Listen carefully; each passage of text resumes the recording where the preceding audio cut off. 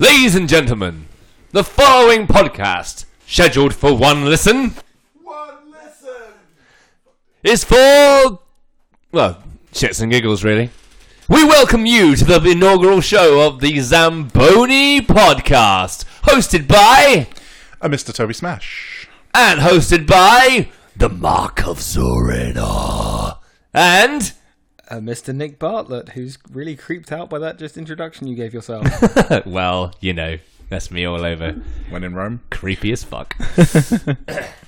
And we are here to talk all things pro wrestling related. Well, not all things. Most things. Maybe some just things. like the stuff that matters. Okay. As in, not indie shit. So yeah, fair bit of WWE and some other promotions, like a very, very important up-and-coming one in the very near future. But let's not get into that now. Not right now. We'll start, first of all, by giving a little background knowledge on your hosts, and then we'll get on the meat that's on the bone of what's going on in the pro wrestling world right now. So, Mr. Toby Smash, tell us a little about your the history of your wrestling fandom. First match you ever saw, what got you into wrestling in the first place? Mm-hmm. Let's hear it. I love this. The first match I ever saw was a Rikishi and Too Cool versus Hardys and somebody, I don't know who the third person there was. And it was the typical, typical Kane, Undertaker, general end of Attitude Era kind of shit. Culminating with 6-man Hell in a Cell at the Armageddon that year, which was like a week or two later after that anyway. And I was hooked ever since. Watching a very large man being thrown off a very big cage. Very entertaining. Onto a mattress under some sawdust. Yep. That you definitely didn't see. And Nick, what about you? So I kind of started with WCW, probably someone around the same time Toby did, to be honest, when it first came out on Channel 5 over here.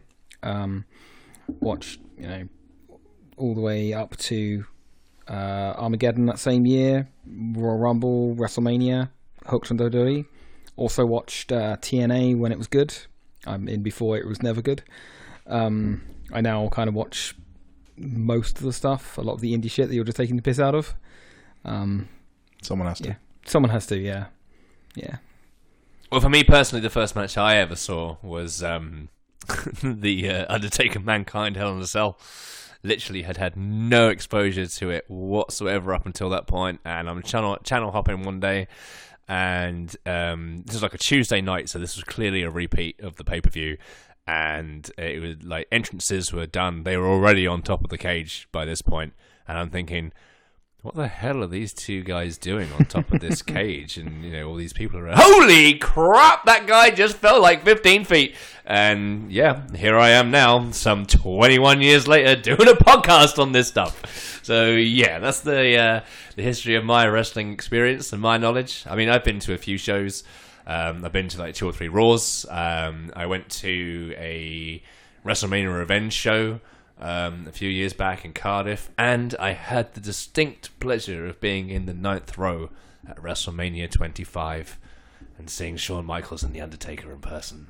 That's awesome. There's very few things that are ever going to top that in my life, and I've done some interesting shit. What about you, Toby? You been to any wrestling shows? I've been to Raw once. I've been to a lot of copycat stuff of WWE when I was younger. That's not a joke. People dressed as Kane, as Triple H. Fucking hilarious. More recently, World of Sports with you guys. Yep. Oh, yeah. Yeah, we all went to a World of Sports show like a month ago. Yep. Yeah, which was cool. It was good, yeah. I did plan to go to WrestleMania this year. I don't fucking remember when. Fell through. Never mind. Fuck it. Another year, another time. It's worth going. I mean, I didn't even do Access or anything like that. I just went to Mania, and it was definitely worth it. So yeah, yeah. One day I'll get there. Nick, you been to any other shows apart from the World of Sport? I went to World of Sports. I went to a little indie one in the same arena, like 3 or 4 years before. 10 years before that. But literally, that's the only wrestling I've seen live. I went to a Lucha Forever show here in Southampton, which did actually feature Tyler Bate, Pete Dunne, and Trent Seven. Nice. I think Jordan Devlin was there as well.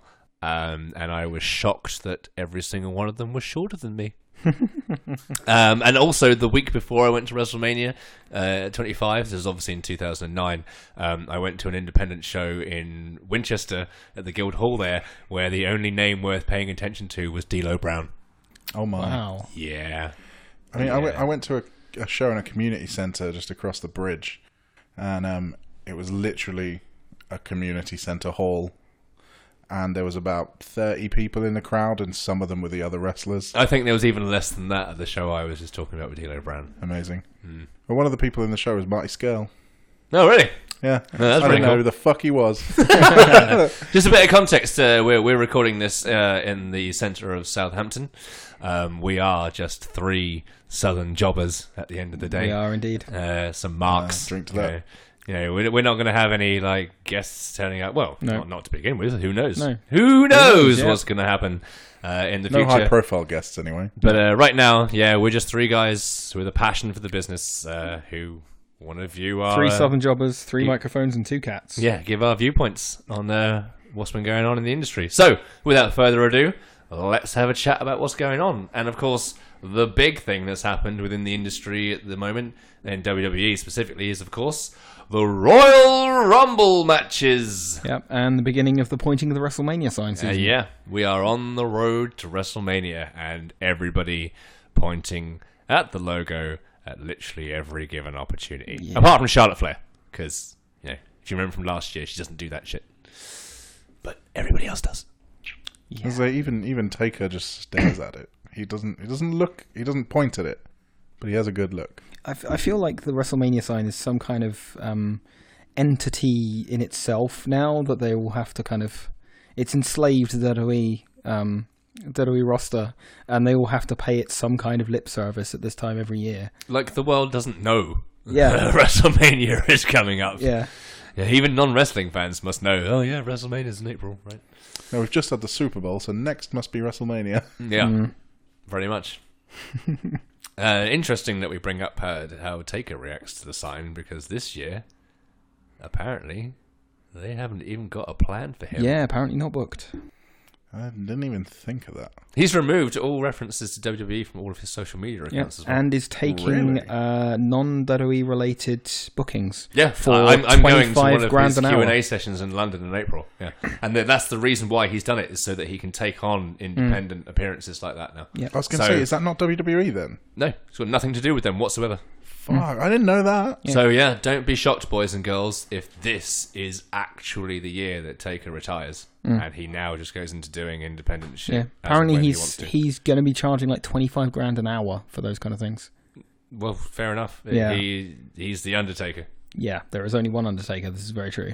Yep. Anyway, Royal Rumble matches. Oh, now I'm awake again. As we were saying in the first tangent. place, the Royal Rumble matches. So we're not going to go about the entire thing for ages, but let's focus on the winners. So, of course, the winners this year were the man, Becky Lynch, and the man, architect, Seth Rollins. the Kingslayer, Seth freaking Rollins. Yeah. So, thoughts on that, Tobe? I'm a fan of the man. I think both are kind of obvious choices. I was a little disappointed with Seth winning because I feel like he doesn't need it. I know we've discussed about who the hell could Brock possibly drop a title to at Mania. If anyone, it's probably going to be Seth. And then from that point of view, it does make sense. But for me, I just like it when the Rumbles are used to elevate somebody who's maybe struggling getting over the curve into the top tier. And I think from that point of view, it's a waste to have Seth win it. But again, who's Brock gonna drop the title to otherwise? Nick? Yeah, I feel like they were both sensible, inevitable results, to be honest. With Becky being so hot right now, it was a logical choice to have her win it. With Seth having carried the company for the last year, it seemed like a logical reward for him. Wasn't upset, wasn't who I'd want to win, but yeah, I'll take it. Question. Isn't Seth injured now? Oh, hold on. Let's not go down that route. Let's save that for a little while later. Put a pin in it. Stick a pin in that. But yeah, in terms of what happened at the end on the 27th, I agree. Last year, as you know, Toby, because we were working together at the time, I said like a month in advance, it's going to be Asuka and it's going to be Shinsuke Nakamura, and I was proven right. This year, when people were saying to me, "Who do you think is going to win the Rumble?" I was like, "Well, it depends whether or not Becky's doing double duty or not." Because if she is, then her, obviously. Yeah. If she doesn't turn up in the match, then not her, but I couldn't tell you who it's going to be. I think that the fans would have shit on it, regardless, no matter what. If Becky Lynch hadn't appeared and hadn't been included in, or having won and then automatically being included in the main event picture, it would have been a repeat of the years where Daniel Bryan either didn't appear in the Rumble at all, or was eliminated halfway through, and the fans just crapped on the rest of the match the entire time. So I think it was obvious. Once she appeared, it was like, well, she's obviously going to win. She's not going to lose. No. So obvious, but at the same time, sensible. You couldn't do anything else.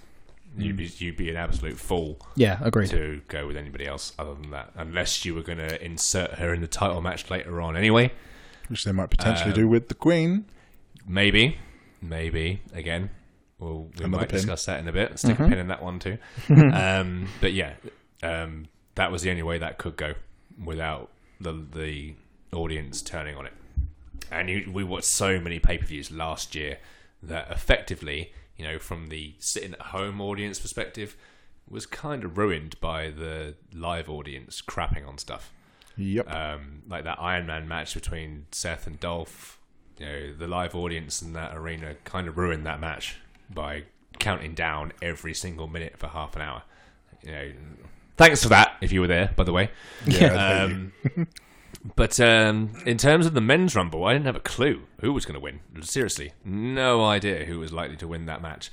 But I understand why it was Seth, because he was Raw's MVP in 2018. Yeah. Yep. Mm-hmm. I don't think you could say that. I don't think anybody could make a credible argument to say that anybody else had a better year on the Raw brand anyway.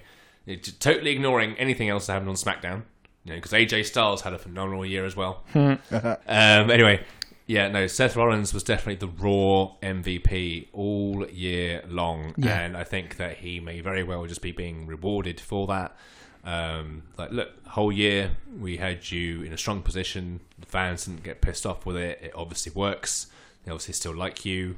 So whether it's from a we want to make more money perspective or just rewarding him for doing a good job all of 2018, it makes sense. Yep. Yeah, it does make a lot of sense. Yes, okay, they had the Mania a few years ago where he cashed in halfway through the match and he ended up winning the title, but we've not had Seth and Brock one-on-one properly.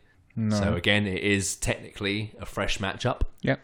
Straight up, honestly, who else on Raw is a strong enough face to be challenging Brock Lesnar? Because you know full well he ain't going to lose it between now and then. No. God, no. Even if he fucking defends it between now and then. That's if he even shows up on a pay-per-view between now and then. You knew he wasn't going to lose it. So, we weren't going to have heel versus heel. Or, again, unless they were going to suddenly make it triple threat or something like that. Seth Rollins is the logical choice. Yep. Logical, sensible choice. Yeah. And I think him and Brock can put on a good match together. I'm pretty sure Paul Heyman speaks pretty damn highly of Seth.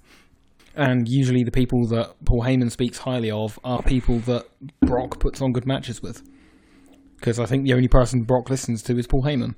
I think that Brock just has the mentality of, I can do something with this guy because he's smaller, he relies on his speed and his agility. Whereas when they put me in the ring with the big guys who can't do anything but be big guys, that's my shtick.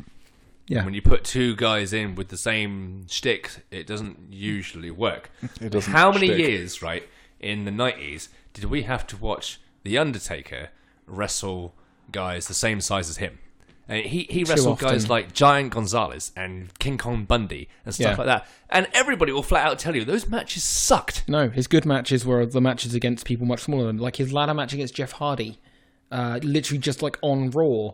Right, a decade later than the examples I was just giving. But still, against against smaller people, he puts on a great match. His matches with Kane were good, but Kane had the athleticism, jumping off the turnbuckle and everything to kind of counteract it a little bit. Yeah. But when it's just like, I'm as big as you, and I'm just going to do a load of power moves, and we're going to move really slowly, it's just a snooze fest. Yeah. And you don't want that, especially not in this day and age. Yeah. Because we're in the age of, like, we're watching NXT and guys are countering moves before you can even process what you just watched. Yeah, we're looking at people like Ricochet and Johnny Gargano putting on amazing matches. And Adam Cole and Pete Dunne and Velveteen Dream and Tommaso Ciampa and Aleister Black. It's always, like, if you watch Halftime Heat, bang, bang, bang, bang, bang, bang, bang, bang. The most watched match in NXT history. And Toby was saying he hadn't watched it, and I described it to him earlier on as... They started in 5th gear and did not slow down for 20 minutes. Yeah. And that's the kind of wrestling that we've become accustomed to now. Yeah. That's what people bang on about in the indies. Yeah. Stuff that's not on TV, you have to find on the internet, in Progress and New Japan and stuff like that. Yeah. And those are the matches that get praised in NXT now. And then you get to WWE and it's like, no, we're not doing that. No, they're still when we do it, you love it, but for some reason we don't do that all the time. They're still trying to do like the battleship matches where you're watching two big guys explode against each other. That's not what you want. It's not what you just need. Don't want to see that anymore. You've seen it. You've seen it for years. Yeah, they've done that for 3 decades. Come on, move on. So, currently we're looking at Mania main events, 2 of which main events. They're not saying that they're going to be the last matches on the card because they can potentially be thrown in wherever the hell they want on the card. Yeah. But in terms of big title matches, Becky Lynch and Ronda Rousey, assuming Ronda doesn't drop the title. She won't. Very much doubt it. Yeah. Okay, in terms of a booking perspective, no. But that doesn't mean she's not going to get significantly hurt between now and then and can't physically do it. Fair, okay, yeah, fair enough. And Seth Rollins and Brock Lesnar. Brock. Good old Brock Lesnar. Brock Lobster. Ding, amazing. Ding, ding, ding, ding, ding. Yeah. I'd watch that. Those are 2 of our 4, if we're not considering tag titles and mid-card titles. Yeah. Those are 2 of our 4 title matches. Yeah. Predictions on what the other 2 are going to be. So if we've got as the title holders, we've got Asuka currently. Yeah. Uh-huh. And Daniel Bryan. Yes. With his hemp title belt. Yeah. The old hemp. And his hempman. Alright, okay, right. Before we go anywhere else, what the fuck is the deal with that? I have no idea. Eric Rowan, now, coming out in his heavy metal t-shirts. Right? Okay. Although he's wearing a Tom Savini t-shirt at the Royal Rumble for some reason. Did you know Tom Savini, the horror legend that he is, works quite closely with WWE? Oh, okay. He actually helped them design the majority of the weird sheep gas masks that Eric Rowan wore down to the ring. That explains the t-shirt, I guess. And 2 or 3 of Kalisto's masks he's designed. That's Casual. a weird link. Say again? Casual. Yeah. Weird, right? Yeah.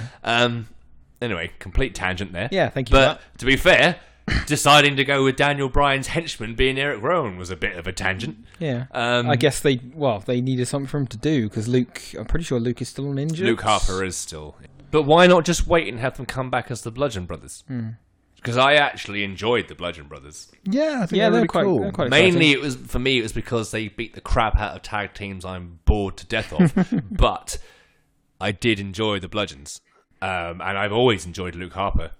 His 2 singles runs that he had. I was like, seriously, get him out of the wife beater vest and jeans and do something with him properly, please, because he's got the talent for it. Yeah. This time. What was it? Was it last year or the year before? And he's having singles matches with AJ Styles, and people are all going, "Luke Harper can go." Yeah. And then, we're just gonna lump you back to Rowan again. Yeah. No, he definitely deserves a singles run. Yeah. But it wasn't just the fact that Eric Rowan came out to help Daniel Bryan retain the title. It was the fact that he just slid in, hit a bog standard chokeslam, and then slid out, and then Styles got pinned. Yeah. Like, really? Didn't make quite the impact you'd maybe That's hoped for. I guess maybe they're going to go more for the kind of culty thing with Brian now. Are you like me and you're just seeing this as a complete rehash of the straight edge society? It's just now the guy's banging on about being vegan instead of being yeah, I could definitely see that. Now you say that. I hadn't put those two together, but now I can definitely see that. Because to me, it's just like, right, little guy, great on the mic. Yeah. Daniel Bryan, in my opinion, far superior in the ring to CM Punk was. Now gets this big guy that they weren't doing anything with. Obviously, back then it was Luke Gallows, and now it's Eric Rowan. He's suddenly backing him up. If they suddenly introduce a female talent as part of that, then it's they have just mashed that back again. Yeah. You are like, okay, it's been 10 years. Obviously, all of our fans have got goldfish memories and won't remember, so let's just rehash this idea again. And that's how it comes across to me at the moment. Yeah. Well, I mean, if it happened more than a year ago in the WWE, it didn't happen at all. Good old revisionist history in the WWE. God, I love it. To circle this back to the Rumble. There was a Rumble? There was a Rumble. Shit. Some would call it a ruckus. Was it Royal? Was it Regal? The Regal Ruckus and the Royal Rumble. There you go. You know what? I forgot what I was going to say. Because I was fucking well, one thing I'm going to say is that the Rumbles this year did feel like they were more dedicated to showcasing everything else that's going on right now in the company, as opposed to setting up the Mania main events. Yeah, definitely seeing all the NXT people appear and all of that. Oh, it was great. Well, in the women's one, it made more sense because they don't even have 30 women. No. And they weren't going to do the Nostalgia Act 2 years in a row. So to have like 6 NXT talent appear in that match made sense. Yeah. But when Rhea Ripley came out, and it was like, oh wow, you're actually going to have NXT UK guys in this as well. You're not going to do, let's treat them like they're 205 live. Yeah. Because we don't care about cruiserweights and we don't care about the UK. It's like, oh no, so you do care about the UK. Good. Yeah. Because you should. Definitely. Very much so. Are you watching? Are you watching? Are you watching Vince McMahon? He actually tweeted a clip of that with just yes a couple of days later. It doesn't mean he's going to do anything about it. No. Exactly. Yeah. Whether he watches it or not. Yes, I am watching. And I'm still going to push the big muscly dudes. But yeah, that to me was just like, okay, awesome. Because, Rhea Ripley does deserve to have some spotlight. Oh, definitely, yeah. She's a great talent. Yeah. For me, she's personally my favourite female talent on the NXT UK brand. Yeah, same. I love Toni Storm as well. She is like literally a very, very close second. There's very, very little in between the two. But I do enjoy Rhea Ripley a little bit more. And it may be because, Toni Storm is playing that pure sugar sweet babyface, white meat babyface. Yeah. Whereas Rhea Ripley, the mosh pit kid. As you know, Tobes, I'm Mr. Death Metal over here, so I'm always going to appreciate someone whose character is based in heavy metal. Always. But there's also the fact that she's a great talent. She's good on the mic, and she's pretty damn hot too. So yeah. There's very little criticism. Yeah, towards very her little for me. I can't honestly think of anything bad to say about Rhea Ripley. She was great in both Mae Young Classics, and she's been great ever since she's been in the UK roster. And I think that she needs to stay where she is for a little bit, help build up the recognition of the brand, and then once they feel that they've gotten all the mileage they can out of her, she needs to be going to the main roster. I'm hoping she'll come into the main roster the same way she came into the Rumble. Just walk in and just walk everyone over. Yeah. Then, again, with the men's Rumble, we had Johnny Gargano making his first main roster appearance. That was so good. Second that music hit, I jumped forward in my seat like, yes! Yeah, likewise. And then... And also Aleister Black. Yeah. I mean, we all kind of were just like, look, Black ain't going to get the title back off Ciampa, so surely he's getting called up. I was hoping he was, yeah. And he hasn't been. He's still in NXT. He might get called up around, after Mania, that's the logical time, I guess. Yeah, but yeah, he's still an NXT talent. But it was still good to see him in the Rumble. But for me personally, the highlight was Pete Dunne's appearance. I had exactly the same reaction that Corey Graves had on the show. Yes, when Pete Dunne came out. Now, granted, he came out and he was significantly smaller than everybody else in the ring. And the majority of them counted his moves and he was on his back the majority of the time he was in there. But then he had that altercation with Drew McIntyre and it was like, right, if you haven't been watching NXT UK or even NXT for the last year, pay attention now. Yeah, this is what you need to see. Yeah, the bruiserweight is coming. All the way to the bitter end. Nice. Yeah. Nice little segue there. So, yeah, I mean, and I think that worked. You know, it was good to be showcasing, because they're doing a lot at the moment, and to showcase as much as they can is a sensible idea. Yeah, definitely. Yeah. Try and highlight everything that's going on. Did they have anybody from 205 Live in the Rumble this year? Only. I don't think they did. Hang on, let me go and have a look. If you want to get really technical, only Mustafa Ali, but he's now SmackDown. Yeah, well, he's purely SmackDown now. Yeah. Yeah, so even that you can't really give it. So no, I think. Okay. Then that's where they missed a beat then. Yeah. Because I know that, like, last year? Or the year before? Jack Gallagher, wasn't it? Yep. Yeah. I've just checked. No, there were no 205 entrants. And in Crown Jewel, they had 2 or 3 of... Because Drew... I definitely remember Drew... Not Crown Jewel, sorry. Greatest Royal Rumble? Greatest Royal Rumble. Yeah. My mistake. Drew Gulak was in that. I know that for a fact. So was Baba Tunde. Oh, Mr. Who the fuck is this? Mr. It's been 8 months since then, and he still hasn't been on NXT TV. I went on the old NXT webpage, right, and one of the first guys they've got featured on that page is Baba Bloody Tunde. Straight up, honestly, unless I'm having severe memory problems, he has never, ever appeared on NXT TV. Not once. So what the hell he was doing in that Greatest Royal Rumble match, I do not know. And the other guy who's like a trainer there, Dan Mather or whatever his name is. What?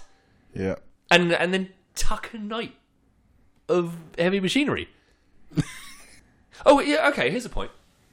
So, like, literally a week ago, it was Tucker Knight and Otis Dozovic, and now it's just Tucker and Otis. Oh, I fucking hate they do this. This fucks me off so much in WWE. Like, it's not Cien Andrade Almas anymore. It's just Or Andrade. Cien Almas, sorry. it's just fucking It's now Andrade. just Andrade. Yeah, Why? Alexander Rusev. yeah. Big E Langston. Why? Where does this mentality come from that everybody's name has to be stupidly short now? I just don't get it. It doesn't add anything. No, it really doesn't. I just don't understand that whatsoever. And you know what else I cannot stand?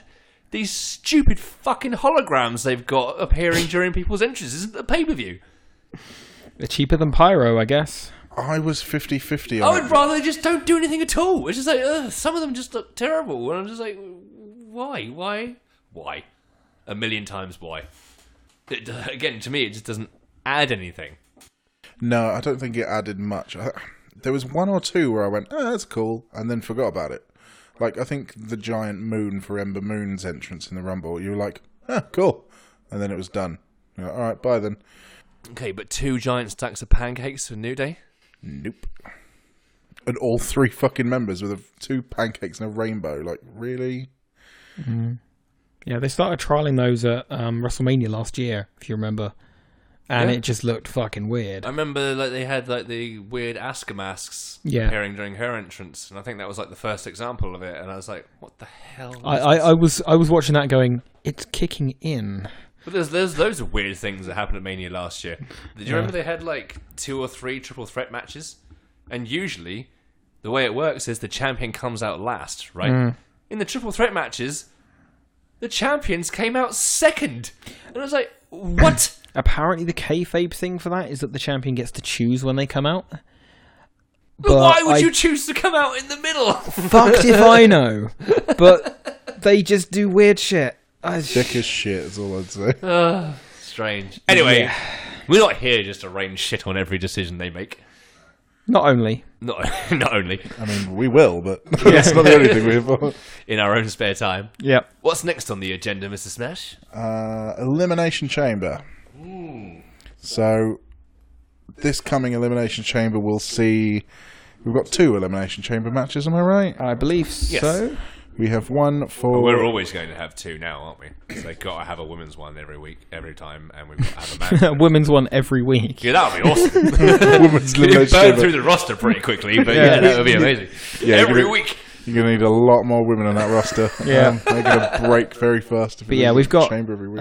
we've got a chamber for the Women's Tag Team Championship and a chamber for the WWE Championship. Yep. Let's start with the women's tag. Sure. So we've got Nia Jax and Tamina versus the Riot Squad, Liv Morgan and Sarah Logan, versus Mandy Rose and Sonya Deville, versus the Iconics, Billie Kay and Peyton Royce, versus Bayley and Sasha Banks, and versus Naomi and Carmella, who seem to be just smashed together at the last minute, so they both got something to do. Just screams, we don't have enough women. Yeah. Well, we do, but we're not going to bother to actually build them all as teams for this tag team division we're doing. Now, before we actually go into this match, is there any point in having women's tag team championships when they can't even be asked to do the men's tag team divisions properly? This is what I don't get.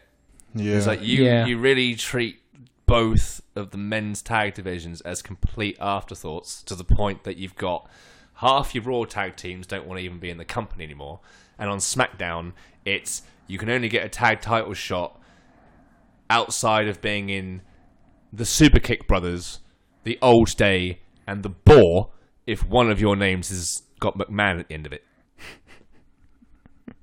Crazy. Yeah. So why are we doing it with women now? Well, equality. You've got to have a women's division for them to ignore. Okay, well, if we're going to do with equality, then we need a women's mid-card title as well, then. Yeah. I'd go for that. Yep. A women's mid-card title for them to put on the pre-show. And is it also not stupid the fact that we've got 2 men's... we've got a tag title division on both shows for the men, but only 1 for the women? Yeah. Yeah, I think they should get rid of one of the men's. They need to get rid of half the titles they've got. There's far too many. Yeah. This is why not all the title matches get on the bloody pay-per-views, and they have to shove them on pre-shows. Yeah. Because there's too bloody many of them. Now, if they're going to keep with the brand split, I have no problem with the brand split, personally.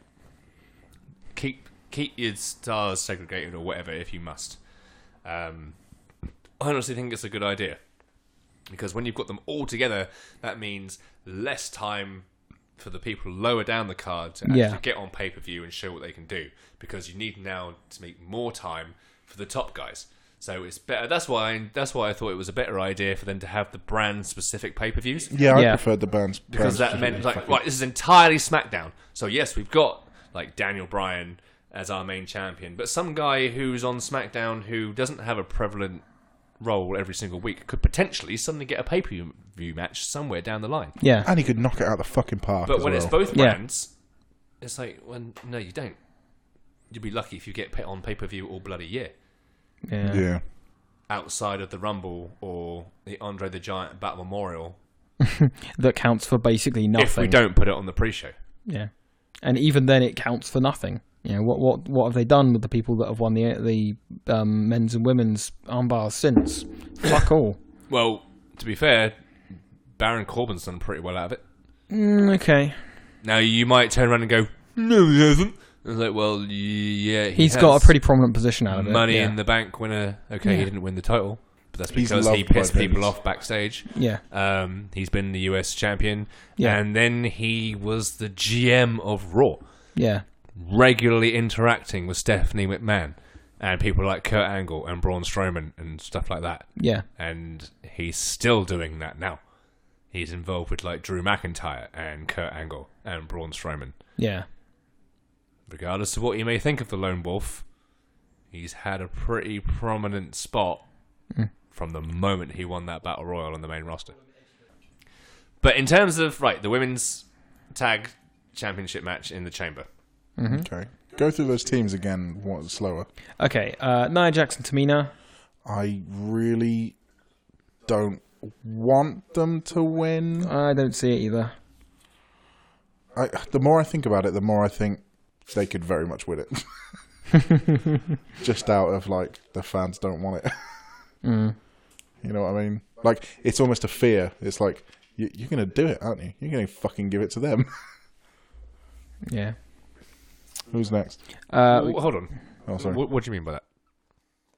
It's like I don't see them being good as the title holders for tag belts, right? Because I don't really rate Tamina that highly. Oh, dude, I'm shocked she's still employed.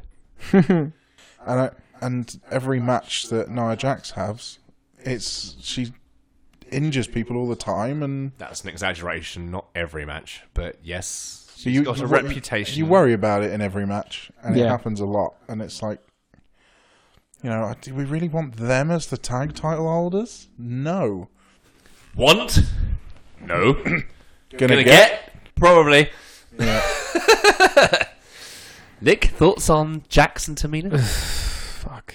Yeah, that says it all, really, doesn't it? I don't rate Tamina at all. I'm mildly scared that Vince will just go, yeah, let's do it. But no, I don't think they'll win it. I think they'll be a solid threat, but they'll get teamed up on, as pretty much always happens with big teams like that. That's what they're there for. They're there for the crowd pop when they get teamed up on and they get wrecked.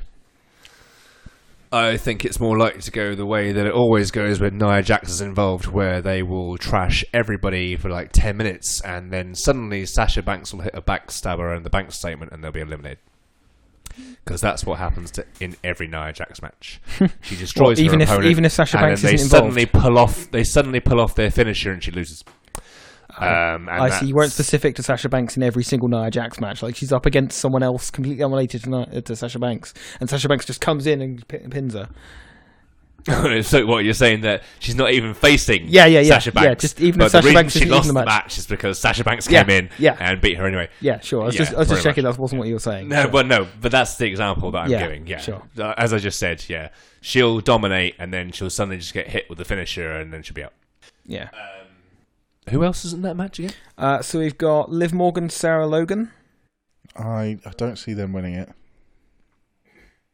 But again, they are one of the groups in there that are an actual team. Yeah.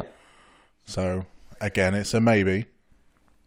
Yeah, I'm in the same boat. I quite like Sarah Logan. I think she's really decent. I think she deserves a shot. But I don't think they'll win it. I think they've both got the potential to be future stars, but you know, there's training needed there. Yeah. And who else?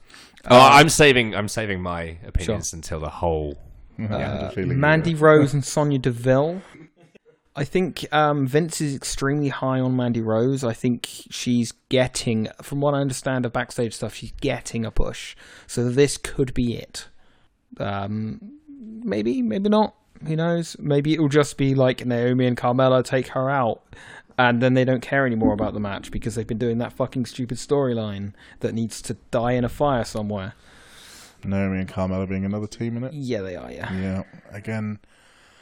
Don't care about them, I'm afraid. I don't care for it. It's not a... It's a smush team, you know, they've just taken two people and smushed them together. I don't see that winning. And then, who else? Then we got the Iconics, Billie Kay, Peyton Royce. I like the Iconics. Yeah, I do too. I think... Iconic! Sorry.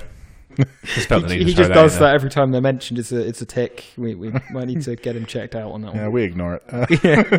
We just let him do him. Yeah. I like them.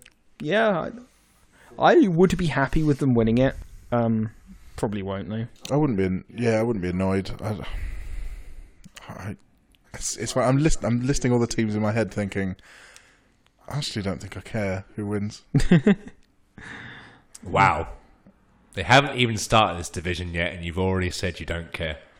I just, you know, there's a lot of like work that needs to go to make the tag team divisions better, men and women, and it's like we said, you know, the men's division is already overlooked, and it's like the women's division. How can I put this?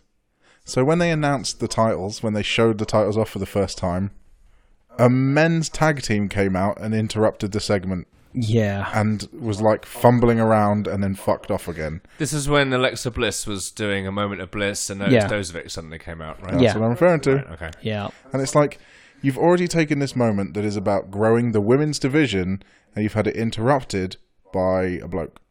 Like, you're not going to take this seriously at all, are you? Like the women's Money in the Bank that got won by a bloke. First ever women's Money in the Bank won by fucking Ellsworth. Yeah.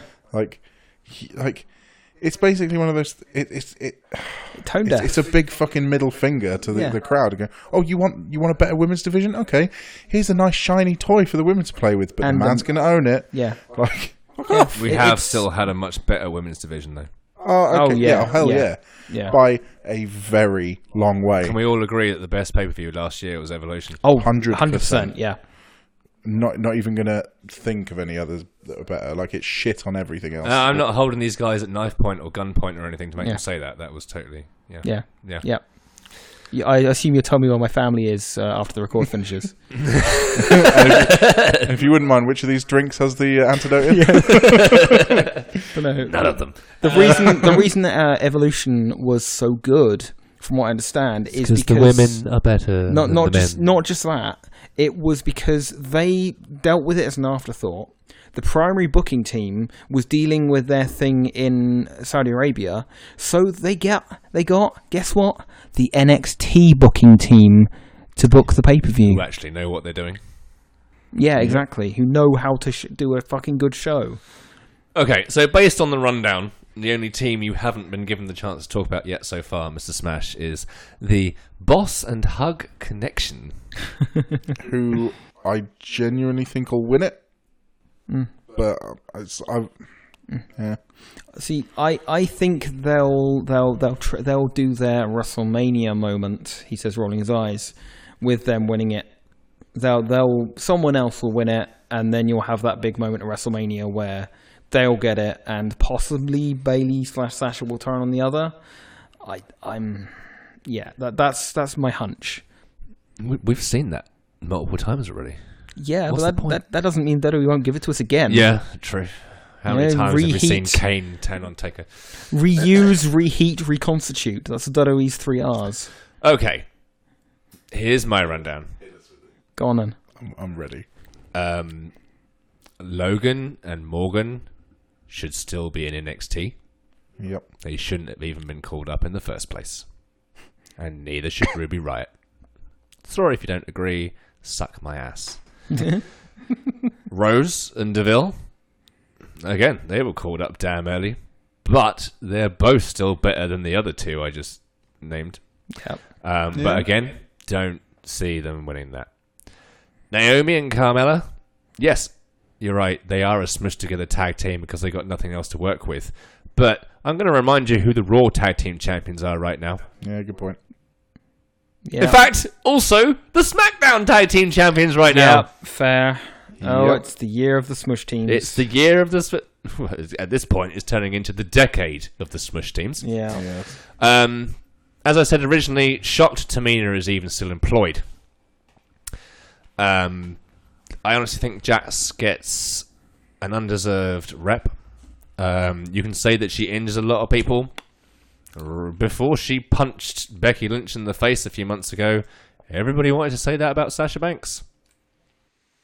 Yeah, point. But Jax is getting far more crap than anybody, purely because she did it to the man, and probably just because she's not quite as pretty as all those other girls we've just been talking about.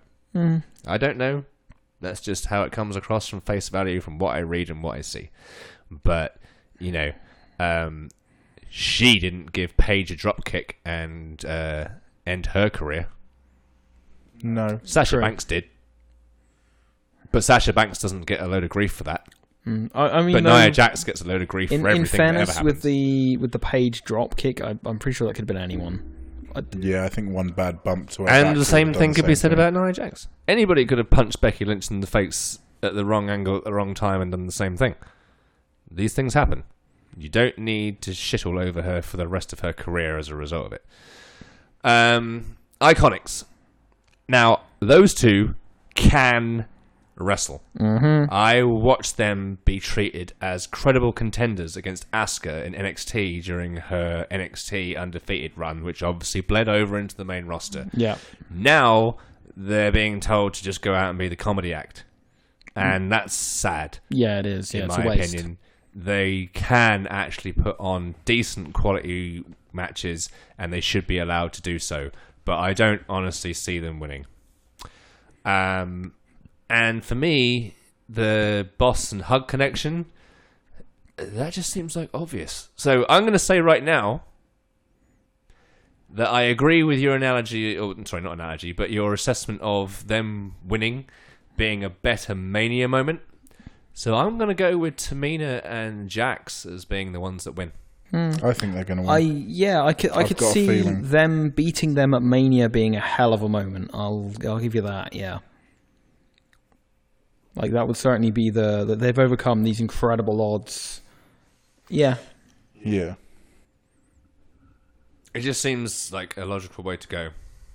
I think that if Banks and Bayley won it in the initial match, they're just going to end up having a rematch with one of the teams we just talked about, and it'll just be treated like a bog standard tag match and not something special and worth paying attention to. Yeah. Whereas if it's, the team we all like could actually take the belts off a team we all hate, yeah, I'm going to have a bit more emotional investment in that. So I honestly feel that, it's more than likely going to be Jax and Tamina who end up winning it initially, and then, yes, in 2 months' time, Banks and Bayley take it off them. Yeah. That just, and who knows?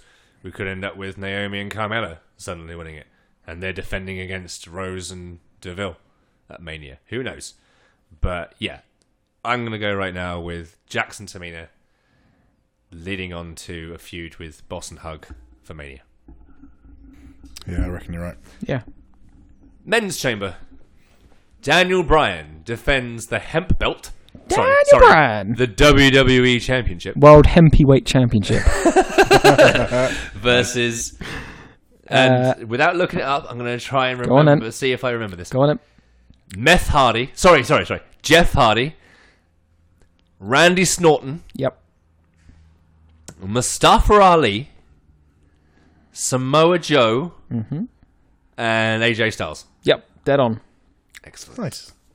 Yeah. Excellent. I'm really looking forward to this personally. It should definitely be interesting. I personally... No, I filled in last. Thoughts? As soon as you said Mustafa Ali, I was like, "Oh, I'm sold. I'm in." Yeah.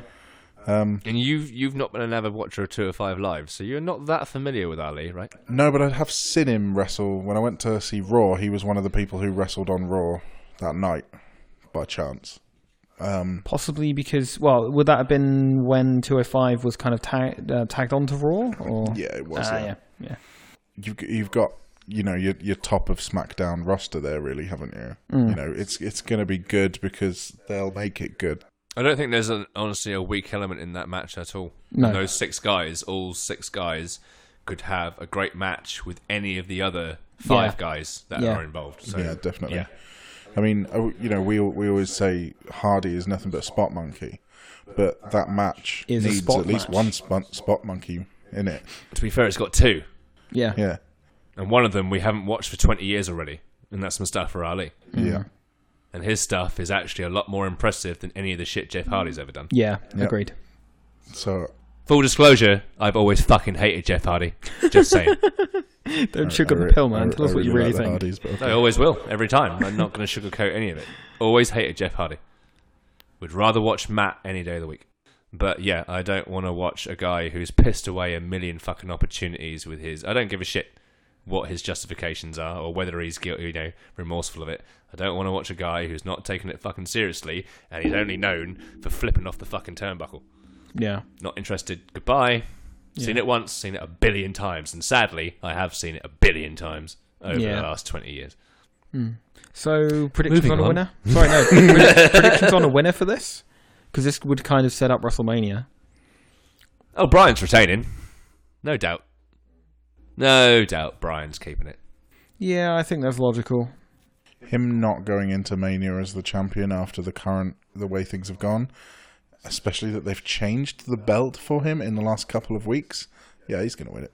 Yep, I can see that. Like, they've put too much investment in him for him to not go into Mania champion. Yeah. Did you honestly see Bray Wyatt winning it 2 years ago?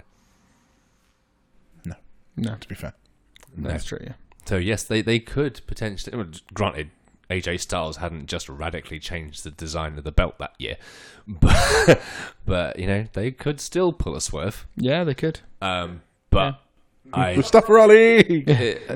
honestly would love that. Oh, fuck yeah. Load would be blown. Love that. Load would be blown. Yep. I honestly think that if they were ever going to pull the trigger on Samoa Joe, Now's they the would time. have done it by now. And flat out, honestly, they should. Yeah.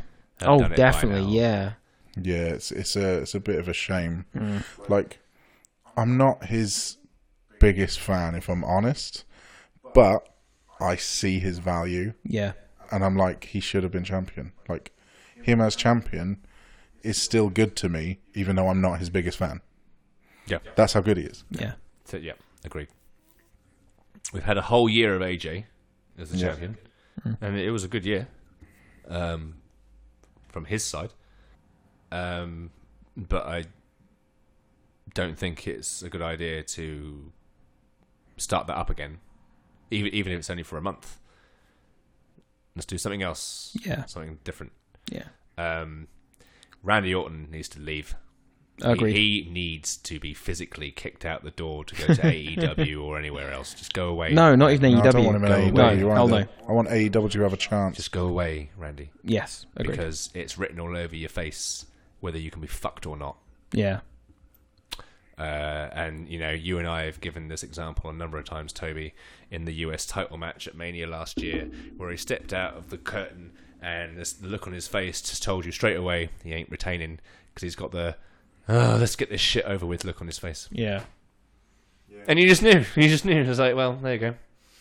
He does Title it all the changing time. hands. He will not sell for someone else anymore in that way. Like, he will, if he's going to lose, you know it the second you see his face. He's a flat out one trick pony now. Yeah. Yeah. I don't care what else you do, just hit the RKO and then fuck off, yeah? And I personally don't even give a shit if he does that or not. No. The thing is, the RKO has come out of nowhere so many fucking times, it's now boring. Yeah. I straight up honestly want Mustafa Ali to win that match, but I don't see it happening. If he won it, that would be the best fucking thing.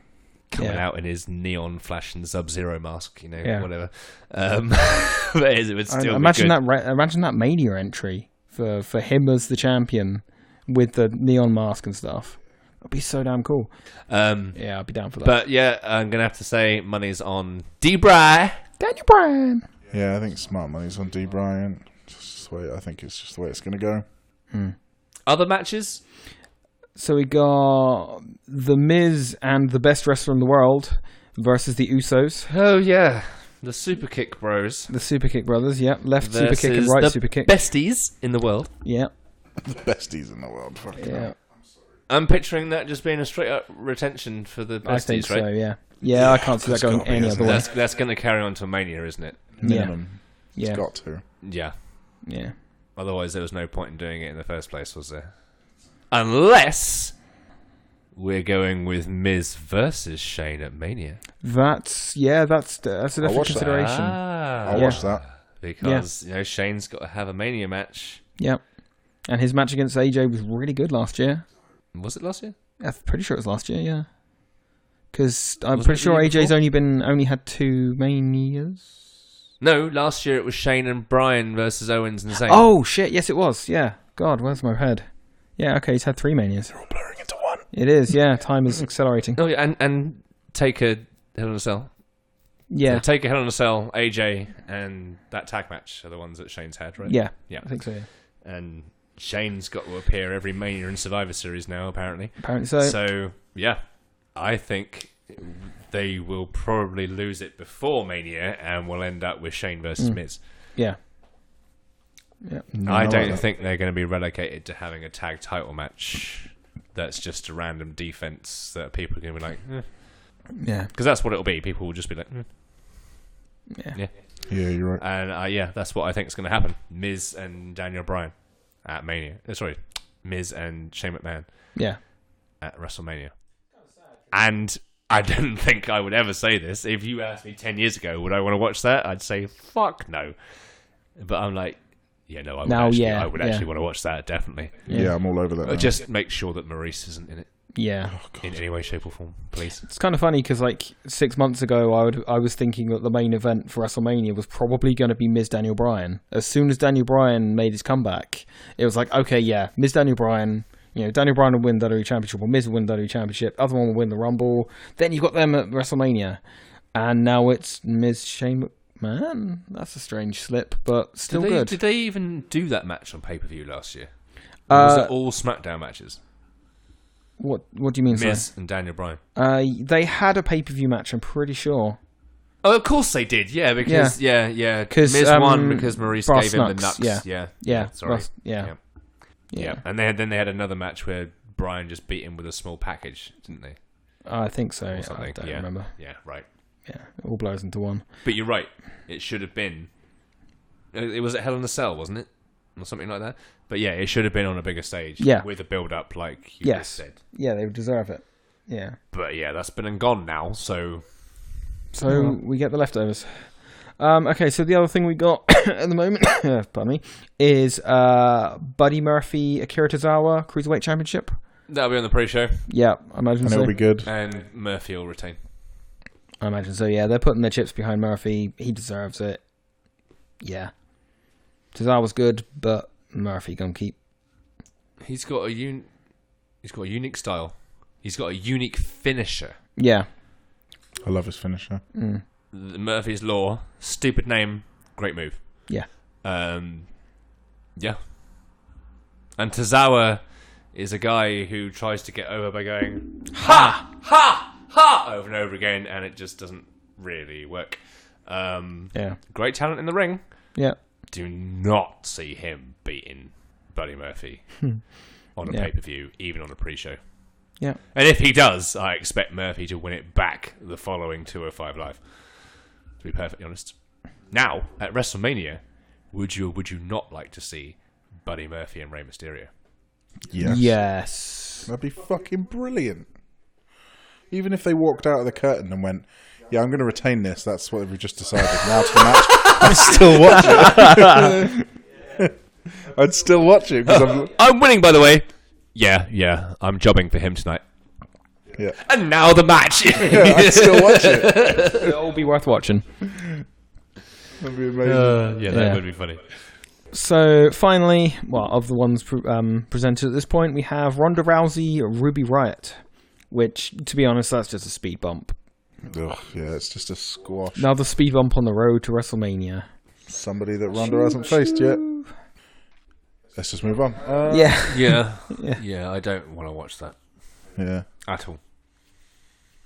I don't. There's something about Ruby Riott that draws me in, and that's it. She was in NXT for like less than 6 months, and then suddenly leading a fucking faction on the main roster. And that faction consisted of Sarah Logan, who had been in like the first couple of rounds of a Mae Young Classic and not even on NXT, and Liv Morgan, who was the female jobber of NXT in her entire run. She was there to literally put over everybody else. And then suddenly, the three of them are on the main roster, and it's just like, what? So Nikki Cross and the Iconics and other people were made to wait for ages, and these three got called up like that? It just has never made any sense. Yeah. Why they thought that was a good idea. And it's only been proven over the last year that it bloody well wasn't a good idea. Now, they've got their fans. There's got to be someone who likes everybody somewhere. But Lord knows why any of you out there in Radioland are fans of any of them. Just saying. Now, on other promotions, the indies, etc., they may have been super fucking amazing, but I haven't watched any of that stuff, so I've got no reason to base my opinion on any of that stuff. All I can go with is what I've seen in NXT and the main roster, and I haven't seen anything worth paying attention to yet. Sorry! But yeah. So yeah, Not interested in watching Ronda Rousey and Ruby Riott by any way, shape, or form. Who's Asuka likely to be defending against? Don't know, because like most of her challengers are in the chamber. Well, we've still got Charlotte Flair, Yeah, and they've still got Nikki Cross and Lacey Evans to work with. Do they really want to pull the trigger on Charlotte Asuka again though? That early? Now with Evans and Cross, the reason I said Evans and Cross is because they're part of this NXT call-up session at the beginning of this year, where apparently they haven't designated brands. Yeah, to they're still free agents. Any of them. So that's why I suggested either of those two. Yeah, and that makes sense. Unless Asuka's not defending against anybody, possible. which is a possibility. Sounds like WWE. But yeah. Oh, sorry, Lana. Ugh. Oh, of course, Lana. Oh, well, how did we forget Lana? That incredible talent. The ravishing Russian from Florida. Yeah. Is it Florida? I don't know where I she's think from. so. All I know is that she ain't Russian. I think somebody told me she was from Florida. Because it's like, really? Probs. Fucking hell. We know that Brock's not going to be defending against anybody. Yeah, no, he don't get out of bed for an Elimination Chamber. Any other matches that you see happening on that particular event?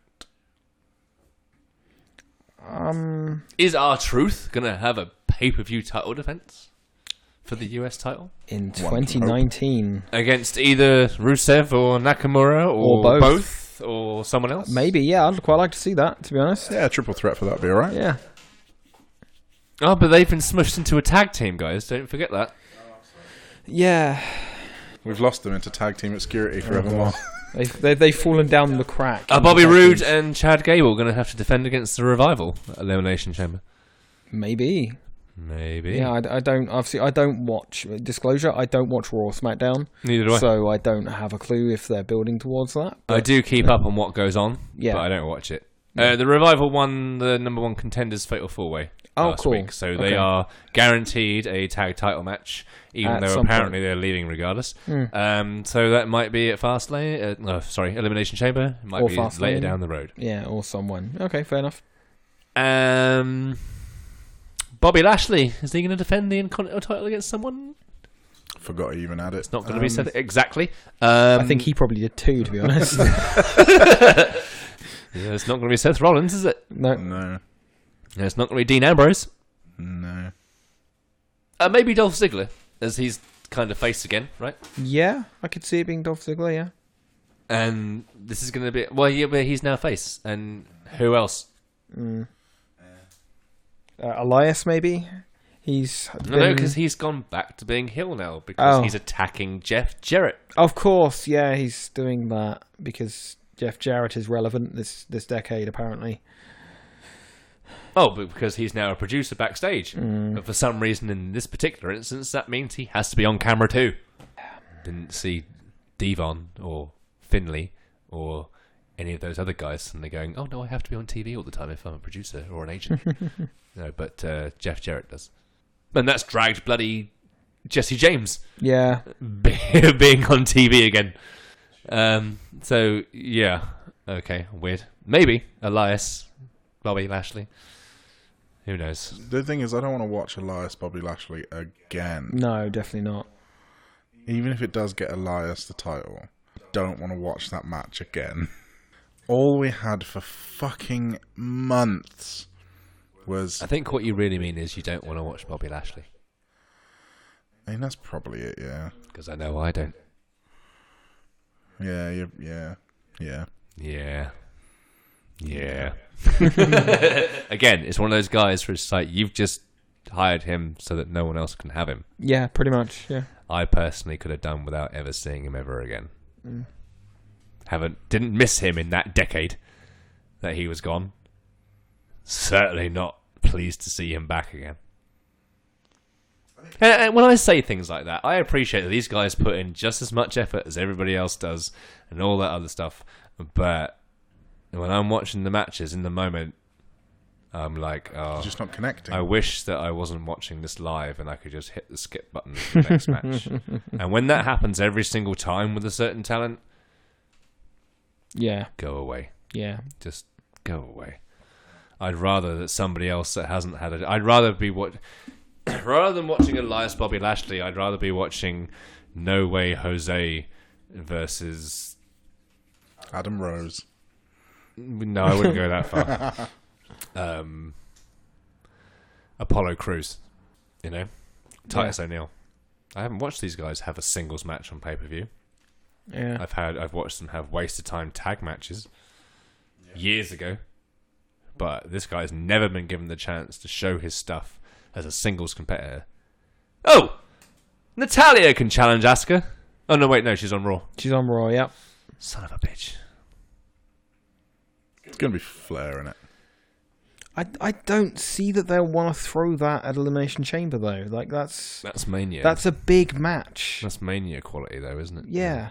And that's only if Charlotte doesn't get interjected into the Becky Lynch-Rousey match. Yeah, true. Which is what seems to be the prevalent theory. Yeah, because she's trying to push that if obviously if Becky gets suspended for refusing to be checked out by the doctors, that she should have that WrestleMania opportunity instead. That's what I understand from Raw. So maybe that's how they're going to do it. I don't know. Do you reckon we'll get 4 horsewomen versus 4 horsewomen? No. No? No. Why not? It's heavily rumoured that Rousey's going to quit very soon after Mania so that she can focus on her family life for a start. And secondly, Jessamine Duke and Marina Shafir are nowhere near at the level of the other 6 to be able to perform. That's fair. Yeah, fair. At the moment. Maybe, well, from what I understand about the Ronda Rousey contract thing, I think it obviously there's that rumour, but apparently she's contracted for another 2 years or so. So she herself has said, and the WWE have gone on record and said, that although she wants to have a family soon, not that soon. And maybe they'll pull the trigger on that for Survivor Series. It's interesting. Well, maybe. Because I mean, that is a 4-on-4 Survivor Series match I wouldn't mind seeing. But wouldn't you rather have it as your main event of Evolution? Or that, yeah. I'll take that, yeah. Because at the moment, everyone's going, oh, well, based on what happened on Raw last week, our main event of Evolution could be Becky Lynch versus Stephanie McMahon. And I've just gone, wow, what a fucking shite main event that would be. That would be garbage, yeah. Stephanie McMahon wrestling in any capacity is that's not not a good worth idea. It was only bearable last year because it also had Kurt Angle and Triple H in it. Yes. And Rousey, who was she surprisingly better than anyone expected. They pitched the expectations at her and she smashed it into orbit, let alone out of the park. Yeah. But Stephanie McMahon was her typical, I haven't improved since I first stepped in the ring in 1999. I might go to the gym all the time and be ripped as fuck, but my wrestling ability hasn't improved at all. Nope. But in the fucking business 20 years. Still haven't got any better. Shane McMahon is better than half the bloody roster. Yeah. In some He really instances. is. Yeah. And he's not ripped as fuck. He's like the average guy who's just really good at shit. Average Joe who just walks along. Hey dude, can you give this a go? Oh, okay, you're really good at it. Thanks, cool, thanks. He's really good at the stupidly dangerous stuff. Someone's got to be. He pulls off a great shooting star press. Oh, doesn't he just? Yeah. And the coast to coast and things like that, and diving through a table. But to be fair, anybody can dive through a table. Anyway, that's Elimination Chamber covered, I think. I don't think we can get any more mileage out of that particular topic. No. What should we discuss next? Okay, before you do what I think you're going to do, I want to just throw in a random question that's not really related to anything that's going on, just random. Who, out of all of them, is your favourite commentator? Right now. Or even actually, go with right now and all time. Nigel McGuinness. Right now or all time? Both. Oh, really? I can't stand Michael Cole. I've never liked King. I never liked JBL. I listen to it now, and I listen to the way McGuinness does it now, and Mauro Ranallo as well. Both of them together should just be on every show. Just the two of them sorted. Nick? Mauro Ranallo now. I just love the energy and everything he brings to the match. It just really brings it to life for me. All time, probably JR, purely because he's the voice of my childhood. You know, I grew up listening to his commentary on matches, listening to the level of like emotion and story he would bring to a match that otherwise wouldn't be there. Really made me fall in love with wrestling. Like, he is a big part of that for me. But now it's Mauro Ranallo because I love the guy. I've got too much time for him. Straight up, honestly, hand to God, we did not discuss this before. I just threw that out there. But Mauro Ranallo is my favourite commentator as well. To paraphrase Stone Cold Steve Austin, when he was doing an ECW promo in relation to why ECW was so much superior to WCW when he first joined the company, and he was talking about Joey Styles. I'm going to paraphrase what he said in context to Mauro Ranallo. He actually knows the names of the damn moves! Which is not applicable to anybody they've had for the last 20 years, and that does include JR. For the last few years of JR's run with WWE, the number of times he confused a spine buster with a powerbomb was fucking infuriating. Way too damn high. JR is an absolute legend, one of the best commentators ever, and he was brilliant at selling a story. Yeah, oh yeah. And getting the guy over. Yeah. We're not quite in that age anymore where the story even really matters. But Mauro Ranallo, as you said, has got the energy. He's got the actual knowledge of what he's talking about, and he's got the passion. Yes. And you know that the majority of the NXT fans obviously also respect him, otherwise they would not chant Mamma Mia instead of holy shit at the pay-per-views. Yes.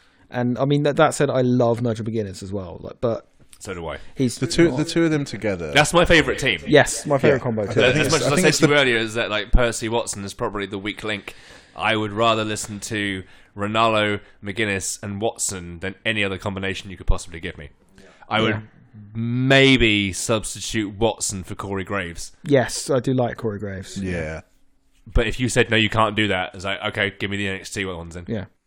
That's the thing. Like, you watched TakeOver live, and then the following night we watched the Rumble live. And I think we said halfway through the Rumble, like, these matches aren't going over with us. And I was like, you know what? I genuinely think it's to do with the commentary. They brought King and JBL back, right? And I'm sure they barely talked. And I was like, what was the point in bringing them back? All fucking King said all the way through the Rumble was random bullshit metaphors. That's the one.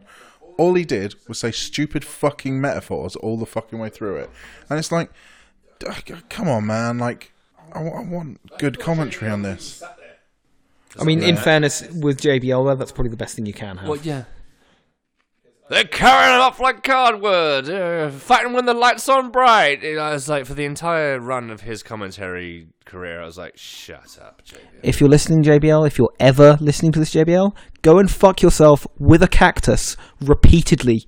That's going. And then send me the fucking pictures. I wouldn't go that far, but yeah, I don't understand. Oh no, I would. Cactus. I've never enjoyed his commentary. For Morrow, fuck yourself with a cactus. Okay, well that's how Nick feels about Mr. Layfield's commentary ability. But yeah, no, just him in general. I've never enjoyed JBL's commentary. No, the guy's a dick. Anyway, remember just how much of the commentary job is Vince McMahon feeding them their lines. That is the big problem, certainly with the main. I know, roster and I get that as well. But at the same time, you watch I don't know. I can't think of a specific example, but there's definitely one of the moments in the Rumble. It happens a couple of times. Music hits, and all you hear is Michael Cole go, "Oh my!" And it's like, can you just fuck off, mate? Yeah. Like, can you just go away? Because I don't. I listen to I listen to Something to Wrestle With every week religiously, and it shocked me the other day when both Conrad Thompson and Bruce Pritchard were like, I really enjoy Michael Cole. What? He's fairness, been terrible since 1998.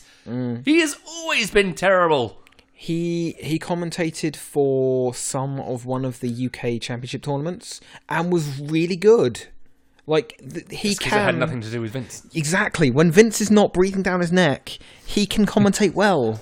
And yet again, we've come full circle We've come to full the Please circle to Vince the problem. Retire, Get Fucked, Go Home. What I found hilarious... Welcome to the Please Vince Retire, Get Fucked, Go Home podcast. Oh, what was I gonna... Episode 1 Yeah.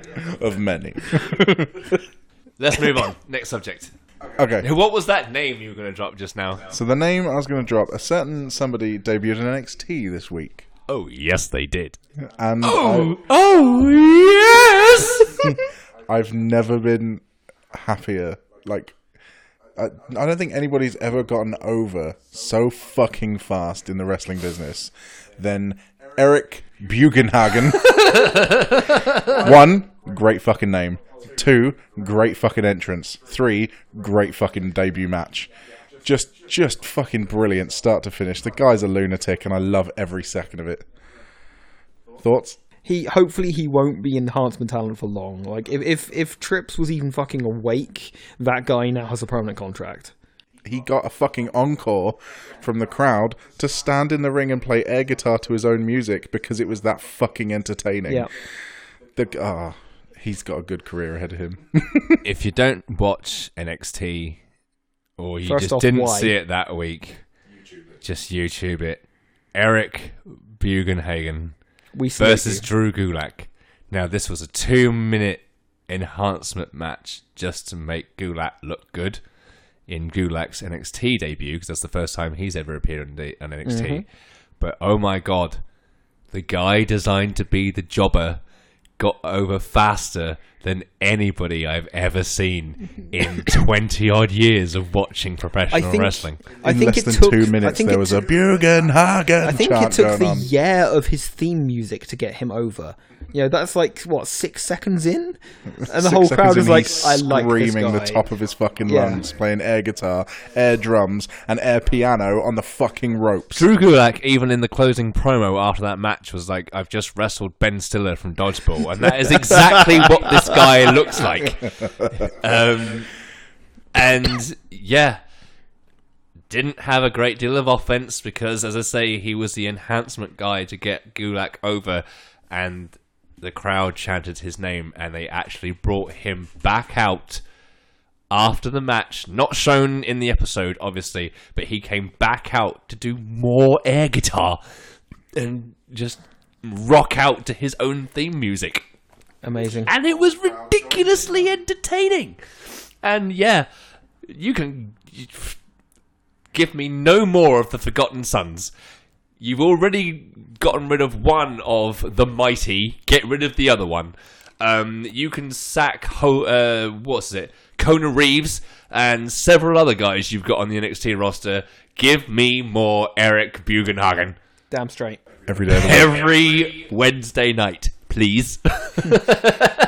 And I want 5 minutes of Bugenhagen every Yeah, Wednesday. even if it's just the air guitar or the keyboard on the bottom rope, or It's like, take away Carmella's fucking dance breaks. Give me a Bugenhagen yeah, give me a break. Bugenhagen break. Yeah, Yeah. A Bugen break. or Breakenhagen. Yeah. Okay. Oh, Eric, Best. we love best- you. We love you. He's our badass of the week. I cannot wait for a t-shirt to come out with him on it. Oh, I might just make my own. Of just him doing the air mic. Ah! Yeah. We want Bugenhagen in big fucking letters on a banner. I mean, Yeah, loved everything about that. Yeah, it was beautiful. And to be fair, Drew Gulak did have a fucking awesome match with Matt Riddle immediately afterwards. Yes, yeah. And that was one of those like proper full-on technical wrestling matches from start to finish. Not high-flying, not loads of spots, not big, flashy, impressive power moves. This was rolling around on the mat, grappling for like a good old 10 wrestling. minutes. The sort of stuff you used to see Kurt Angle and that Canadian dude whose name who can't be mentioned do back in like 2003. That sort of style match. And it was absolutely brilliant. And I'm not even a massive fan of that style. And I still... You two haven't even seen it. I'm the one purely bigging that up. It was absolutely brilliant. From bell to bell. And I'm not even a huge Riddle fan. I'm like, really? Crocs? Wrestling barefoot? Yeah. Why would I not just stamp on your foot at the very start of the match? Fucking stupid. Don't do it. It was stupid when Umaga did it. It's been stupid when everybody's ever done it. wear some fucking boots. That is my main criticism of Matt Riddle. Everything else about him is fine. But yeah, anyway, main point is, watch NXT. Yes. I do really like Matt Riddle. I do really like Matt Riddle. The one thing that fucks me off big time is fucking entrance music. It's so fucking annoying to hear, bro. Yeah. And it's like, oh my god, like, I've never instantly hated anyone quicker. Like, oh, this Matt Riddle guy... The bro bit is fine. It's the weird, we stole this from the soundtrack for GTA San Andreas song that plays afterwards. Same thing! I said the same fucking thing. Well, this is something that annoys me, right? You watch NXT, and the TakeOver theme songs are more often than not a metal song, right? Yeah. Now, X by Poppy is not a straight metal song. They just took the heavy metal section of that song to use for TakeOver Phoenix. But yeah, it's usually metal songs. It pisses me off so much to then watch a main roster pay-per-view and they've got some happy-go-lucky hip-hop crap playing in the background. Your product is based on simulated violence. Happy-go-lucky hip-hop does not go with violent content. Right? This is like when... And this is a real fucking tangent, right? The trailer for Mortal Kombat 11 came out and it had a hip-hop song in the background and a fuckload of people were like, what the fuck is this? And weird random weirdos went, no, you don't have to have metal music with violence. No, but it tends to go over a lot better when it does. Right. It works, Because yeah. this, based on the fact this is 10,000 people commenting on this and only about 5 or 6 have made this point compared to the other 99,000, logic dictates, Mr. Spock, that you play metal when there's violence going on. Right? You're not going to have the bloody fucking Spice Girls going on during a fucking gunfight, are you? So why the fuck do we do that? I know the Spice Girls aren't hip-hop or whatever, but No, you know, I kind of want to see that now. but Yeah. you kind of... Well, it would be the weirdest, most bizarre thing you've ever seen. But, yeah, something, you know... If I've got something being shown to me on screen that's supposed to have a bit of balls to it, I want the music to have that too. The music needs to fit. Yeah, agreed. Remember back in the day, like, when... on Raw... When it was the... Yeah. Yeah, it was gritty and... And that's all it needed. And then what do we have after that? We had, like, Wanna Be Loved by Papa Roach, which kind of fit the mould. Then we go with fucking Nickelback, for crying out loud. Oh, and I don't even fucking know what it is now. Couldn't even tell you what the theme Random song is made now. for WWE song now. What, by Cephos? I think so, yeah. Right. I think he's done the SmackDown one as well. Jim Johnston or Cephos? Couldn't tell you the difference.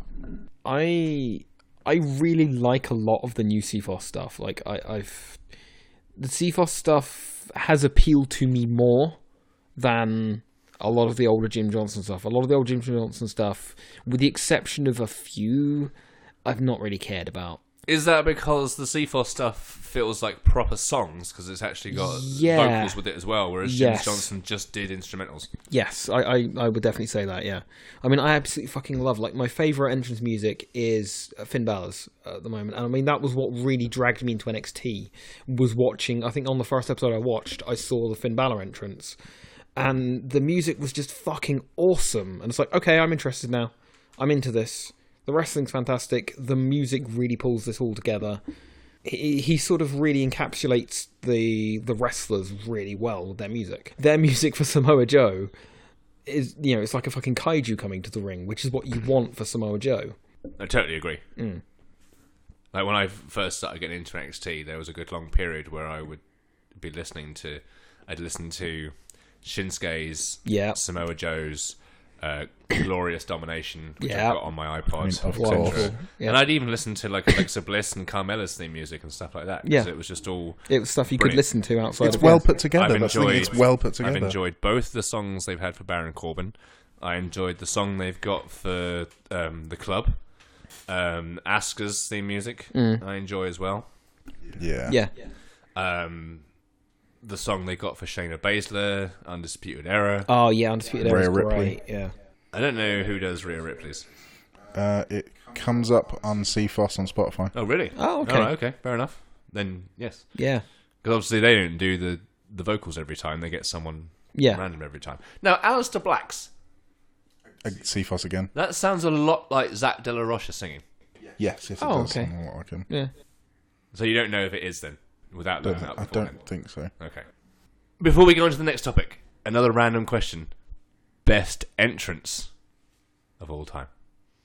Not including a special WrestleMania entrance or anything like that, but your favourite entrance of Just a bog standard all entrance. time. Yeah.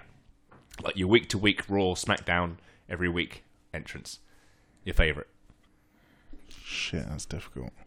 Triple H. Really? Yeah, just I love the. Clarify what music plays. Because the whole spitting of the water thing has always been there. Yeah. And obviously DX has always been crotch chopping and green flashing lights. What music's playing? Motorhead. Right, the game then, yeah? Yeah. Cool, right. Okay, Nick? For me, it's the Dead Man Undertaker, the latest, the current version. the current Dead Man Undertaker. Yeah, there's just something. It takes me longer to get to the ring than it does to finish the match. I know that bit always plays on my mind, but like, it's just the fucking wonderful theatrics of that. Just fucking work. It gives me chills. I love it. And then about a minute in, I'm like, all right, get on with it. That and the Demon Finn Balor.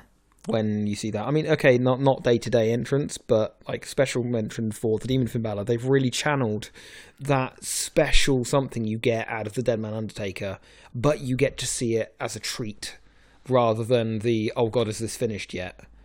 So, at Mania 25, as I said to you, I was in the 9th row. So ringside, near enough. Right? And it's the side where the rampway comes down. So if you were looking at the ring from hard camera, as they like to call it, and if you're looking dead on the ring from the side and the rampway is to the left, I'm in the corner between the rampway and the ring. Oh wow! On that same side, right. Taker comes out for his match with Michaels, and the ramp at Mania, as you know, is always stupidly long. Yes, you could feel the heat from the flaming pyro at the other end of the ramp. Fucking hell. Like, not just slightly. Yeah. Significantly. It was like being stood next to a radiator that was flaring. Jesus. And I'm sat there with the random individuals I've never met but build a rapport with while I've been in the audience for the last 3 hours, and saying, how the fuck does he walk through the middle of that with a massive leather trench coat on and not pass out? Because I'm a good 50 meters away from that, and I can feel it from here. Yeah, and then wrestle a match after that as well. Yeah. How do you come out for Elimination Chamber and get grilled by one of those pyros and then still wrestle for half an hour? Yeah. No matter what your opinion of The Undertaker is and his wrestling ability, you cannot say that he's not dedicated to the craft and he's tough as fuck. Most professional guy I can even think of. A lot of other people would have been fucking out for the count after that. People still put it out as like one of the top 3 things to mention about that 1998 Hell in a Cell match is that he had a broken foot. Yeah. Not during, before it even started. Other favourite day-to-day one to bring up, because I watched WCW a lot. Goldberg's entrance. Oh, fucking annoys me. It might annoy you, but I always fucking love it. I loved his music. I enjoyed Gilbert's entrance for the Gilbert thing's hilarious, but I just loved that so much. Just for the record, my favourite entrance ever. The Brood.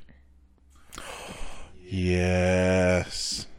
I'm shocked that no other wrestler who's had like a sort of gothic sort of gimmick or anything like that has ever asked to do the same thing again. To come up through the fire. Yeah. Everything about it, the song, the music was fucking perfect. It's just such a waste that nothing was ever really done. Yeah, because like even Edge and Christian at the time, just like we were fucking lucky to be paired with Gangrel. You might not think that Gangrel was anything worth paying attention to back then in the 90s, but he was an experienced guy with a lot of knowledge about how to conduct yourself in the wrestling industry and do well in it. And obviously we did. Yeah. And he never got his due. But we were very, really, very, very lucky to be paired with the fucking weirdo who got his teeth done like a vampire. Yeah. Edge says that in his Life and Career DVD. Yeah. He says he owes a lot to Gangrel. Yeah. Yeah. Amazing. Can see that. And that's still one of my favourite entrances ever. And Kane's. Yeah. Yeah, it's always satisfying Something to classic see him about Kane's. start raising his When hands. the and you're music, like, when they started chopping and changing the music, it was like, okay, this is kind of ruining it. So I'm going to go with old school 97 to before they changed it, Kane. The organs. The yeah. It didn't even necessarily need the organ build up to begin with, because they also did it where just the pyro went off first, and then he'd just come out to the music. That worked as well. Yeah. Another one I think is going to be highly rated in the future. Aleister Black's entrance where he comes up out of the ground, almost like out of a coffin, essentially. I love that. I fucking love that so much. And they nailed the shot visually as well at TakeOver. I watched a couple of versions of it because there's not many of them on YouTube, and there's a couple of shots of it where you can just see the board going back down behind him.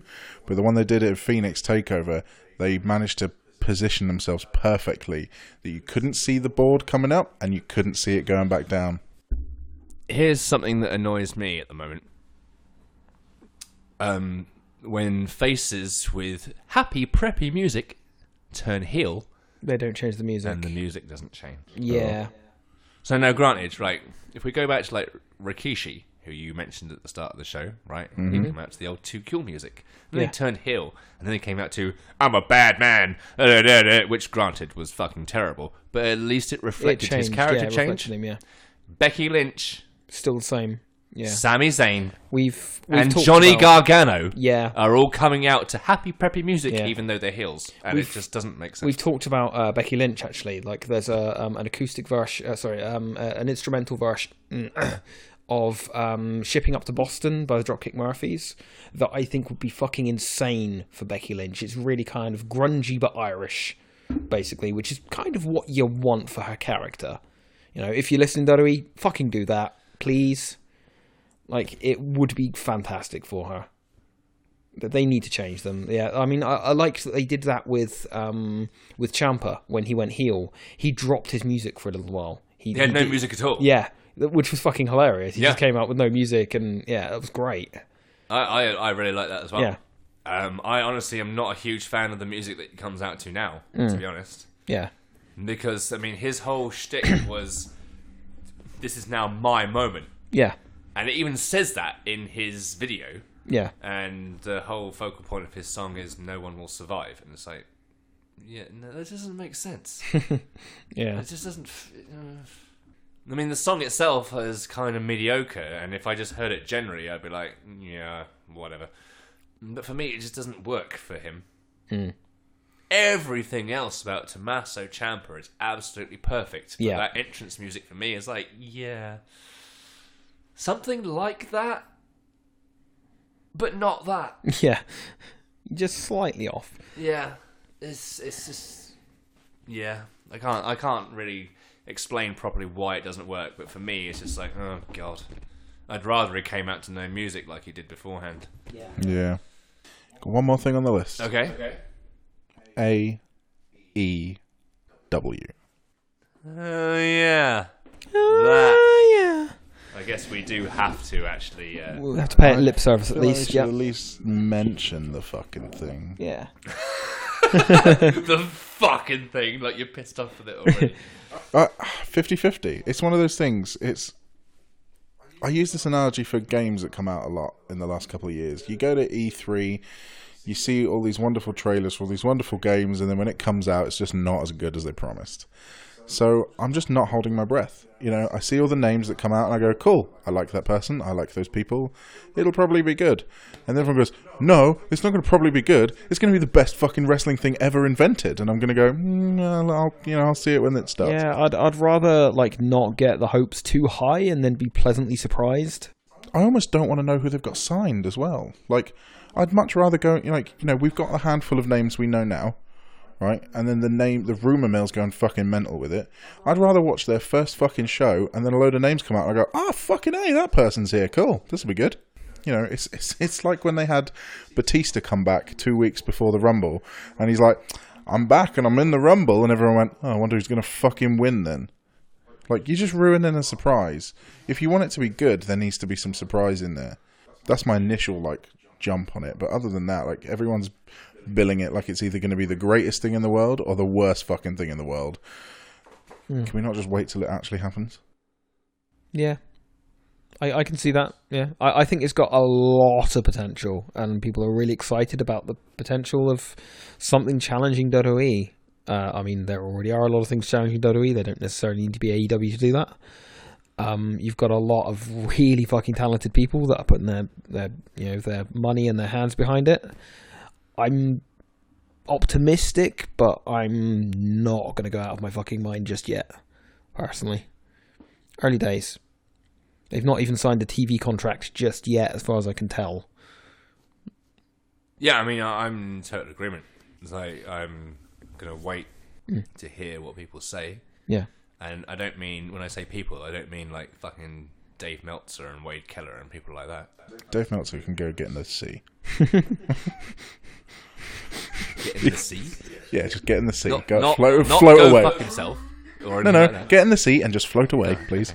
Yeah, so not what so-called wrestling experts say or anything like that. I'm going to go by what wrestling fans like ourselves say. And even then, it's going to take at least 10 or 20 of them to convince me to spend any of my time watching it.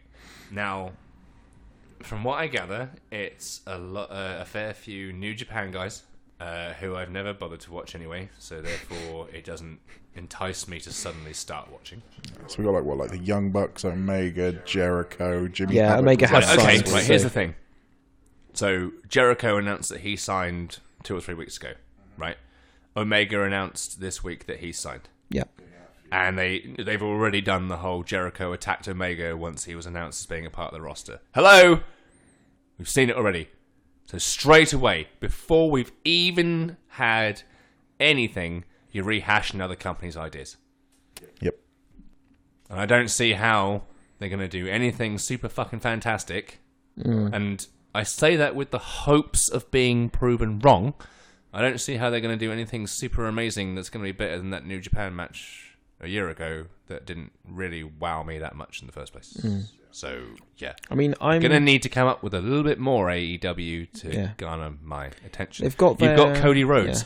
And again, the only difference between WWE Cody Rhodes and New Japan Ring of Honor Cody, or whatever Cody Rhodes, is that his wife now comes down to the ring with him. Big fucking whoop.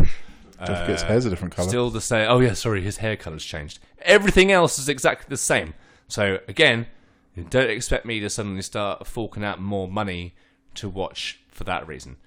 The Young Bucks, I hear they're just a white Usos, from what I've been told by other people, and I can't stand they're the a Usos. lot better than the Usos. Believe me, they are. Well, so far, you're the only guy who's ever said that. Wow, To me, in person, anyway. So, All I've ever heard about the Young Bucks is they're the greatest thing in the world, and it's like, they okay, are great. an exceptionally good tag team. They put together really, really good matches from what I've seen. again, I say when I have this sort of when I'm saying these negative things, I want to be proven of course, wrong. yeah. And when I am proven wrong, Yeah. I'll quite happily say, yeah, I was totally wrong. I mean, the first test really is going to be, I think it's May. They've got Double or Nothing, in Vegas, and I think that will be the first kind of. it's like their launch show. Yes, isn't it's it? essentially their launch show. This will kind of be the proof of the pudding of whether or not they can put together something good. Is what Double or Nothing looks like, and I'm holding my judgment really until then, and I think that's the wise thing to do. Now, of the WWE guys, everyone's under the impression that Dean Ambrose is going to go there. The Revival are going to go there. Rusev, Shinsuke. Nakamura are going to I go. don't think Shinsuke will. I think And- Shinsuke's going back to Japan. Randy Orton. Hope not. Why? Ruin AEW before it I starts. fucking hate Randy Orton. I don't want to see another Randy Orton match in any promotion. I want Randy Orton to fuck off back to his farm or whatever the fuck he lives on. Just stop. I reckon he'd be good as a backstage, Yeah, advisor. backstage maybe, yeah. I'll take that, but nowhere else. Yeah, seconded. Go put him in the performance center, teaching the new kids how to do shit. Maybe not the facial expression part, but maybe the in-ring work. Yeah. Rumors are. What you do when you're going to lose a match, you walk out and you look grumpy as fuck. Yeah, I mean, start doing this. Follow the leads of like Batista and Cena, and start trying to branch out into other forms of media or something like that. Yeah, totally. Yeah.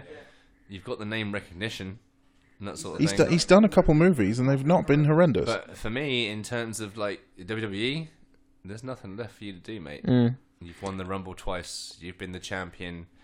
There's only like 2 or 3 people who've been the champion more times than you have. Yeah. There's nothing left for you to do. Yeah. Apart from put over new talent, and you don't. Doesn't want to do that. Yeah.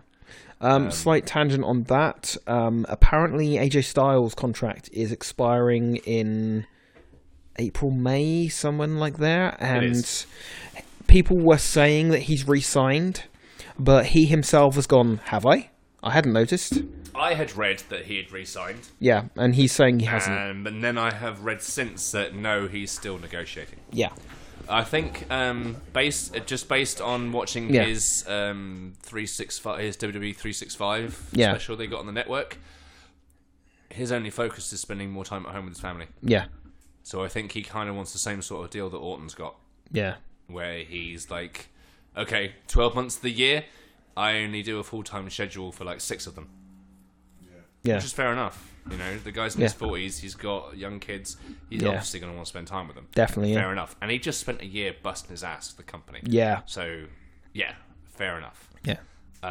It's only going to come down to how much money do you want to work half the time as everyone else? Yeah. Because if you're expecting to be paid the same and do half the work, that's not going to fly. But surely after a couple of years being the way he has been, he could, he's got some money behind him. And I mean, the thing is that the threat of him going to AEW, it would probably get Vince to pay any money, quite frankly. Because, I mean, he's friends with most of the major staff of AEW. He worked in Japan with Kenny, with Cody, with the Bucks. Like, him and the Bucks were trios tag team champions for a while in Japan. They traveled together. All he has to say to Vince is, well, they've offered me this much, and Vince is going to give him a fucking blank check. And if Vince can't pay it, he will walk to AEW. AEW has so much fucking money behind them from the Khan family, I think it is. That's the that thing. Are worth 3 times as much as the McMahons. There's a rumor that they're actually not as rich. A lot of their worth comes from stuff they own, not from money they've got. So there's already that possible spanner in AEW's works, because they've got this guy who's worth just a fuck ton of money. Yeah. But it's whether he can actually spend any of it. I'm just going to chime in with, that's a complete non-factor. Who gives a shit? Who was their only real competitor? WCW, and they had Ted fucking Turner. Yeah. Right? Yeah, backing them, writing blank checks, right? How did that pan out? In 7 years, they were on top for 83 weeks. Now, that's only a year and a half, boys and girls. Yeah. So that's like WCW won for like less than a fifth of the time that they were in business. Yeah. So the Khans can have as fucking much money as they fucking like. If their grand plan is steal a bunch of talent from WWE, then hopefully Vince, or at least Triple H and Steph, will have the viewpoint of, well, we'll just do what we did in the 90s and just promote all the new guys, because these guys apparently are just going to promote all the old guys that we can't be asked to do anything with anymore. Because that didn't work for WCW. It worked for 83 weeks, and that was it. And then it just went... coupled with a lot of really fucking stupid booking decisions. Yeah, I mean, that didn't help. You can go, hey, we've got AJ Styles! It's like, yeah, but he's now in his 40s. His best years are behind him. And if he gets injured, you're fucked. Yeah. And even if he doesn't get injured, you're probably only going to have, like, maybe 4 years of him. Yeah. Before he decides that you don't want to do it anymore anyway. Yeah. Whereas I've got new up-and-comers in the United States, new up-and-comers in the United Kingdom, And then all new the up-and-comers in China, Yeah. new up-and-comers in India. So why the fuck do I give a shit what you pricks are doing? Bye! One thing I always keep thinking as well, right? If AEW needs to have a fucking seriously amazing game plan for WWE to consider them to be anything more than an ROH or Progress company. Yeah. They probably wouldn't even rate them as high as TNA, who they also didn't give a fuck about. Who also did the same thing WCW did and had even less of an impact, no pun intended, than WCW did. The rumor that when you say about how highly they rated TNA, the rumors are they had the option to buy them a year or two ago, and they said no. So, oh no, they did genuinely buy them, but well, not genuinely buy them. They did try to buy them, but their offer was, yeah, we'll buy you because we want to put your tape library on the network. And then shut the door. yeah. Yeah, we don't care about keeping you going. We'll buy you for the tape library. That's what WWE decided to do anyway. Well, they made a deal in the end with TNA to keep TNA afloat at the moment by letting WWE use their tape library in documentaries. Yeah. Mm-hmm. That's why we're now getting Dixie Carter in AJ Styles documentaries and the Nigel McGuinness documentary with TNA footage. Yeah, exactly. That's the only reason it's in there, because WWE are like, yeah, how much to use this bit of footage? How much to use that? A lot of the UK talent here that aren't signed to NXT UK and WWE, they're like, fuck, they're just going to buy our promotion, aren't they, and shut us down. And it's like, yeah, probably. Because that's what Vince does. They've already got Progress already in their pocket. And I'm guessing ICW are partially in their pocket as well, because they've got quite a few ICW or ex-ICW talent now. Yeah. Definitely one foot in there, yeah. So, yeah, WWE are just going to start buying people who can't compete. And AEW might think they can compete to begin with, but that doesn't necessarily mean that in 5 years' time they're not like, fuck, what do we do now? Mm. Even if WWE continue doing exactly everything we bitched about for the last 2 hours, it doesn't mean that AEW is suddenly going to become the number one brand. And I mean, WWE, as I mentioned, WWE made record profits last year in a year that they weren't. In a year where everybody bitched about what they were doing. Yeah. One thing as well, I think, the whole Vince needs to retire stuff. If he did, and then you presume Trips will take over, right? If Triple H is running Raw and SmackDown the way he runs 205 Live and NXT, we'll be in the golden age of wrestling. I don't think anyone will compete with that. I can't see them doing it. That is almost the ace in the hole, isn't it? It's almost like, you want to compete with WWE? Vince goes, you're going to compete with me? You can compete with me? I retire. Yeah. Mic drop. Yeah. No, I don't think he'll retire. He'll have to die first. I think he will. And that's not in a stupid, childish "I want Vince McMahon dead" statement. That's just, I honestly don't think he's going to give up the reins while he can form a coherent sentence. I think Roman Reigns. He's going to step away from the WWE in the next 6 months or so to focus on the XFL. I think that's going to be his thing. He's going to step over that because Vince is adamant that he's going to make that work. To be fair, though, right, as much as you might complain about Raw and SmackDown, you don't watch NXT regularly. I don't watch anything regularly just because I can't at the moment. How much wrestling do you watch a week? Just not regularly, but I try and watch NXT and NXT UK. And that's it. Same. 2 hours. Yeah. Every week.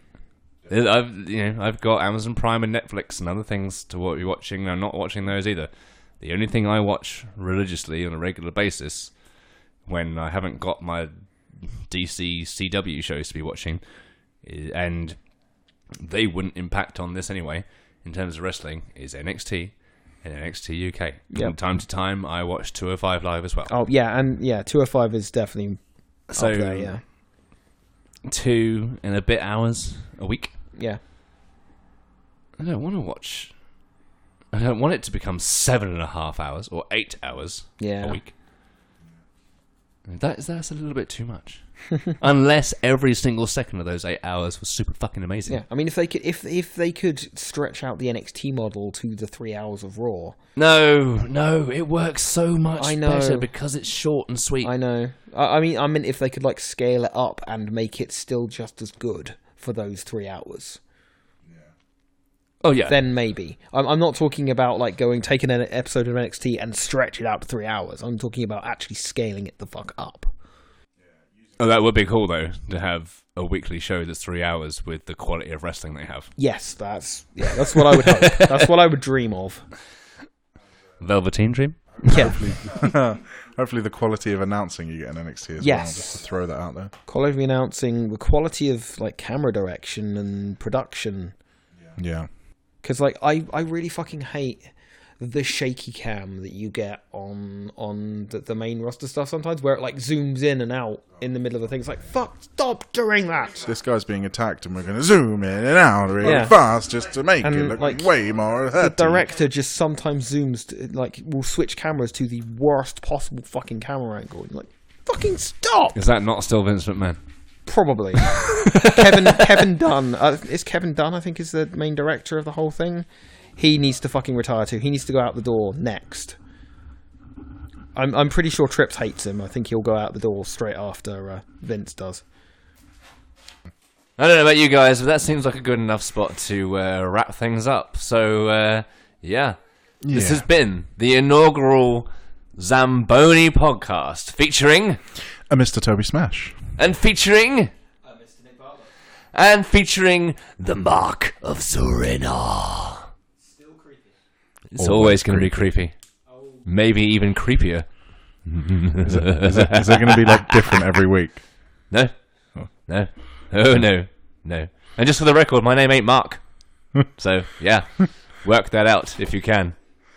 Until then, bye! Don't have nightmares.